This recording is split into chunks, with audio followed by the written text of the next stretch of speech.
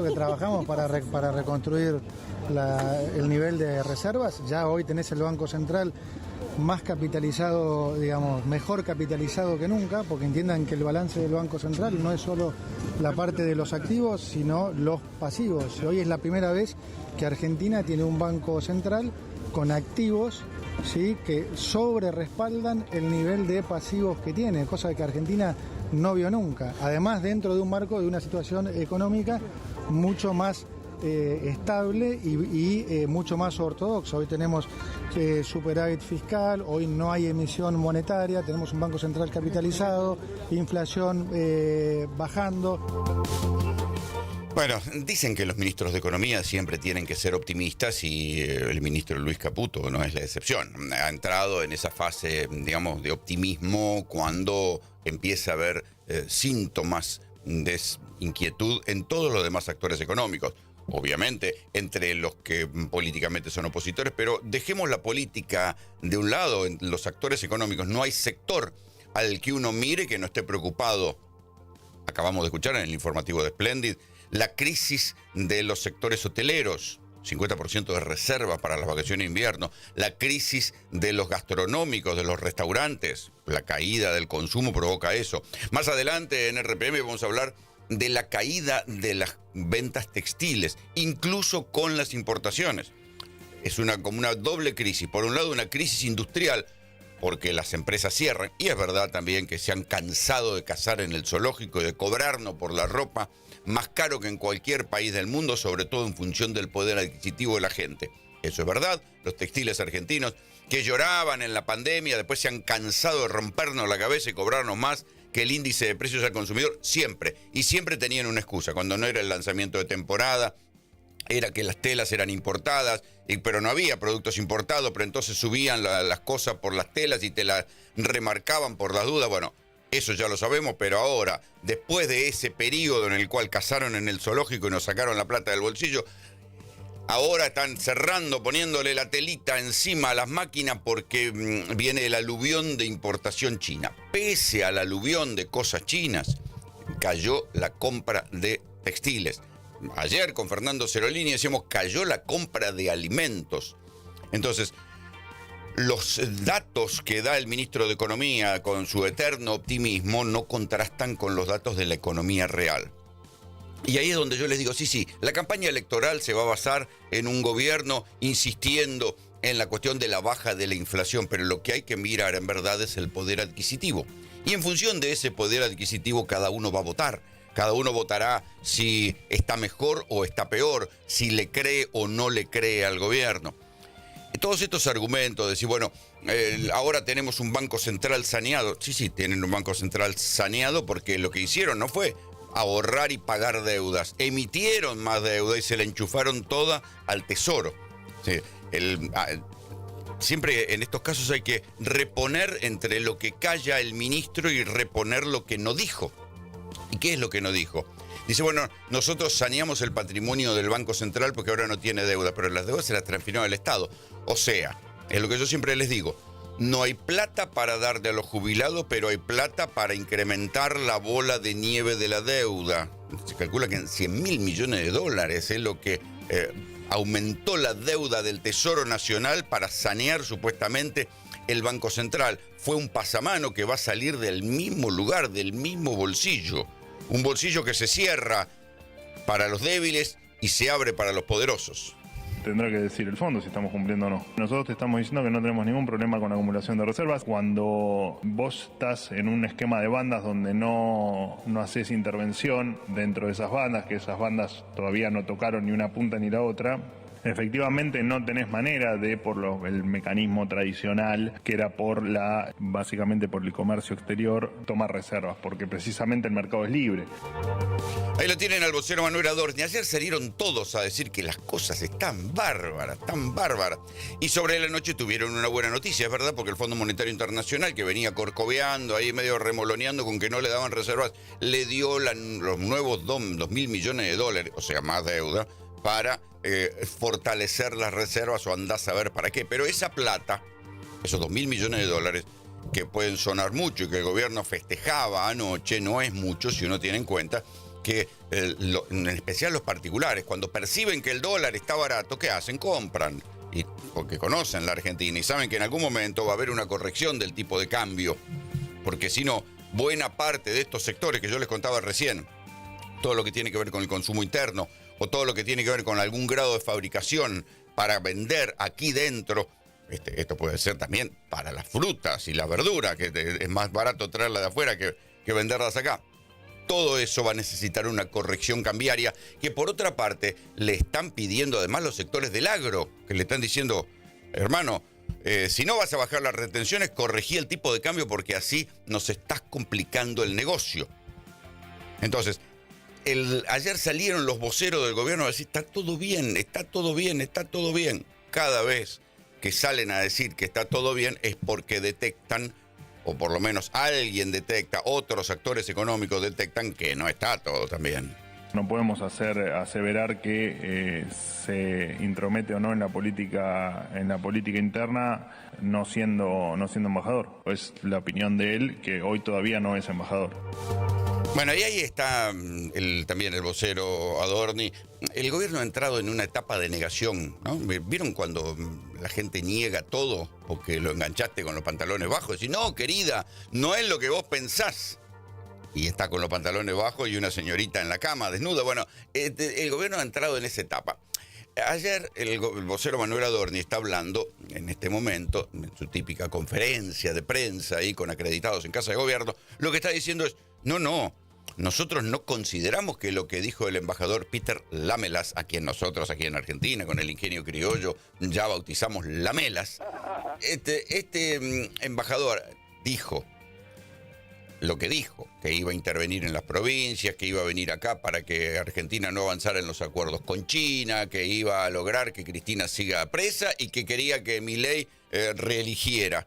Entonces, esto que es una evidente injerencia en cuestiones de política interna, para el vocero Manuel Adorni, no, nada que ver. Nosotros no tenemos nada que decir porque todavía no es embajador. Pero esto lo dijo en la audiencia frente al Senado de los Estados Unidos, frente a una comisión del Senado de los Estados Unidos de Asuntos Internacionales, cuando le preguntaron qué va a ir a hacer usted a la Argentina. Entonces, era la audiencia previa que lo designen embajador. Entonces, como Adorni dijo, no, todavía no es embajador, entonces nosotros no tenemos nada que comentar. Es una manera elegante, o si se quiere, patética, de sacarle el culo a la jeringa, o decir, en todo caso, admitir que están de acuerdo con esto. Después Adorni matizó y dijo, bueno, ¿cómo vamos a desconocer la autonomía constitucional que tienen las provincias? Y dijo también que no va a afectar la relación que tiene la Argentina con China. Efectivamente, si Milei le hiciera caso a lo que pide Trump o lo que pide el Departamento de Estado de los Estados Unidos, de romper con China, devolverle la plata del swap, hacer todas las cosas que quiere el tío Trump, para Milei sería pegarse un tiro en el pie, porque hoy buena parte del programa de desinflación, si se quiere criminal hacia la industria nacional, está basado en las importaciones chinas que entran infinitamente más barato. Un amigo que está construyendo departamentos en la Patagonia me contó que directamente a él le conviene importar el acero para las vigas desde China en lugar de comprarlo aquí a Sindar y a los proveedores nacionales, que les sale importado y todo, llevado a un lugar de la Patagonia, con toda la dificultad de logística que hay, le sale la mitad, le sale el 50% más barato que comprarlo acá en la Argentina. Entonces imagínense si no va a haber una crisis productiva en la Argentina. Pero esa crisis productiva que el gobierno fomenta bajando aranceles y bajando el dólar, está anclada en la importación de China. Y esa importación de China al gobierno le funciona porque le baja la inflación. Así de dilemática es la cuestión. O deja que te suba la inflación o deja que se te arruinen los puestos de trabajo. Lo que se detectó es que llegó una denuncia anónima a Asuntos Internos que daban cuenta de la confabulación de un grupo de unos 24 policías, algunos oficiales destacados de la institución, que en ese grupo también se incluiría el candidato como policía retirado, donde, utilizaban las oficinas y los elementos del Estado para diseñar una serie de medidas urgentes que dispondrían cierto nivel de intervención de la policía, y parte de esas medidas sugerían los incluían a ellos como nuevos responsables de la institución, en lo que sería un golpe al comando institucional. Ahí lo tienen al ministro de Seguridad de la provincia de Buenos Aires, Javier Alonso. ¿Qué es lo que está diciendo? Está justificando por qué echaron a 25 oficiales de la bonaerense, buena parte de ellos vinculados a lo que se conoce como la policía ecológica, porque estaban trabajando, dice la denuncia, para la candidatura de Maximiliano Bondarenko. ¿Quién es Maximiliano Bondarenko? Bueno, acostumbrémonos, es el candidato de la famosa tercera sección electoral en provincia de Buenos Aires, un hombre que había sido policía, candidato de Facundo Manes y luego saltó a la Libertad Avanza y ahora es candidato sobre todo de Patricia Bullrich en el armado que va a enfrentar a Unión por la Patria en la provincia de Buenos Aires. Él va a ser el candidato en la tercera sección electoral. Y ahí hay un detalle interesante porque Bondarenko, siendo policía, pudo ser candidato. De hecho, creo que era concejal ahí en Florencio Varela. Pero ¿cómo puede ser que si los policías los echan por tener actividad política, a los 25 policías que estaban en actividad, y Bondarenko, ¿cómo era posible? Bueno, ahí hay algo que saber, y es que los policías cuando quieren entrar en la actividad política tienen que pedir permiso y licencia, ¿sí? Entonces, durante ese periodo, bueno, cobran menos sueldo, entran en una licencia, y así Bondarenko fue policía hasta que, creo que a comienzos de año, renunció a la policía, grabó un video y todas esas cosas, y ahora va a ser candidato definitivamente de un espacio opositor. Hasta ahí, Bondarenko hizo lo correcto. El problema es que había unos muchachos. Ayer Patricia Bullrich intentó matizar esto diciendo, bueno, habían ido a comer un asado de camaradería, pero la denuncia que recibe Asuntos Internos, según cuenta Javier Alonso, era un anónimo, yo no me creo lo del anónimo, pero bueno, era una denuncia, donde dice que había 25 muchachos en esa comisaría que utilizaban en sus computadoras y se reunían para hacer actividad política partidaria para la Libertad Avanza. La verdad es que hasta ahí sería casi una pavada. El asunto es que hoy trascienden los diarios que no solo iban a hacer actividad política partidaria, o sea, iban a militar para la Libertad Avanza, sino que ofrecían financiamiento para la campaña. ¿Cómo? ¿Los policías ofrecían financiamiento para la campaña? ¿Qué financiamiento? ¿De dónde sacan la guita si se supone que ganan poco y ganan tan poco y viven quejándose de lo poco que ganan los policías? ¿De dónde sacaban ese financiamiento que estaban ofreciendo? ¿Guita negra? ¿A quién le iban a sacar guita negra? ¿Iban a ir a hacer la colecta por los barrios? ¿Iban a ir a apretar gente para conseguir plata? ¿Qué financiamiento para la campaña? Y la otra cuestión es que Javier Alonso dice, querían dar un golpe institucional. ¿Qué quiere decir? Querían, o sea, como uno conoce con los años, ya cómo funciona el entramado de la bonaerense, ¿qué quiere decir? Iban a buscar que hubiera algún tipo de escándalo algún escándalo de inseguridad que generara la renuncia de unos cuantos policías para ellos escalar y colocarse en ese lugar. Y ahí hay dos motivos por los cuales alguien quiere escalar tanto en un esquema policial, de cualquier policía. Los buenos policías van y hacen su laburo. Los malos policías van y hacen caja, ¿sí? Toman los controles de las comisarías o de los comandos, etcétera, etcétera, para hacer caja, para convertirse en el ente regulador del delito. Dejan pasar algunas cosas y otras no las dejan pasar, y aquellas cosas delictivas que dejan pasar las cobran. Eso es hacer caja cuando uno está manejando una policía. Entonces, ¿qué era este golpe institucional? Era para generar un clima de inseguridad que generara que hubiera un voto masivo a la Libertad Avanza contra Kicillof, cuyo talón de Aquiles es justamente la inseguridad en la provincia de Buenos Aires. Y todo puede ser. Entonces, acá no hay ingenuos. Me parece que hay que prepararse para una campaña electoral en provincia de Buenos Aires donde no se extrañen que haya casos escandalosos de inseguridad, que esos casos escandalosos se conviertan en bandera de los candidatos de la Libertad Avanza, que por otra parte existe un problema grave de inseguridad en la provincia de Buenos Aires, que no es un problema de grandes bandas, sino que es delito social, que por otra parte estamos frente a un gobernador como Kicillof que no entiende o no quiere entender, o por lo menos no habla del tema inseguridad, le resulta ajeno y ha preferido priorizar el debate por motosierra sí, motosierra no, en lugar de hablar y decir qué va a hacer para evitar que el conurbano sea un lugar invivible. Cualquiera que salga a laburar a la mañana y se llega a una parada de colectivo va con el culo en la mano porque no sabe si no para un motochorro, lo afana, le mete un tiro, le mete una puñalada. Entonces, este debate va a estar, es un debate legítimo, hay una falencia de parte de Kicillof en el tema de inseguridad, pero también hay que decir que hay que prepararse para cualquier tipo de campaña sucia de parte del gobierno nacional para ganar esa elección enancada en las maniobras de lo que pase en el tema de inseguridad. Pero hablando de inseguridad, la que se metió ayer en la polémica, era obvio, pero sucedió, fue Patricia Bullrich, que lo llamó a Maximiliano Bondarenko, lo llevó a una conferencia de prensa para respaldarlo y decir, pobrecito, el comisario lo persiguen porque solamente hizo un asado.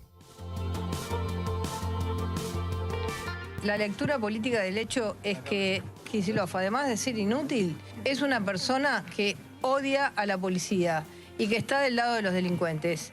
Esa es mi lectura del hecho. Echar a 24 policías porque comparten amistad con alguien que es candidato, ellos no son capaces de poner un policía en sus listas. Entonces, con alguien que es candidato, esos policías están en una división ecológica, en una división que cuida el medio ambiente en la provincia de Buenos Aires.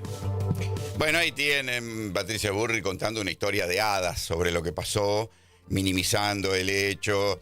Y después, a ver, fíjense el nivel del berreta que tiene la clase política hoy en la Argentina, porque Patricia está diciendo, Kicillof quiere a los delincuentes, odia a los policías y ama a los delincuentes. Una chicana, porque después la propia Patricia Bullrich y su equipo se da vuelta y trabaja bastante con el mismo equipo de seguridad de Alonso en la provincia de Buenos Aires. De hecho, el programa Tribuna Segura, los allanamientos se hacen compartidos. Cuando hay un allanamiento de la federal en provincia, tiene que haber policía de la provincia que estén colaborando. Son chicanas, son cosas que se dicen para la tribuna, que son mentira. Digamos, decir que Kicillof ama a los delincuentes y odia a los policías es una simplificación de historieta, de caricatura, de campaña electoral, berreta, una mentira. Ahora bien, uno puede decir que Kicillof no ha tenido como prioridad en la agenda el problema de la inseguridad y que siempre durante sus 2 gestiones se lo ha delegado a sus ministros de seguridad. Se lo ha delegado a Sergio Berni, que recuerden que tenía un perfil tan alto como el del propio Kicillof, y se lo ha delegado a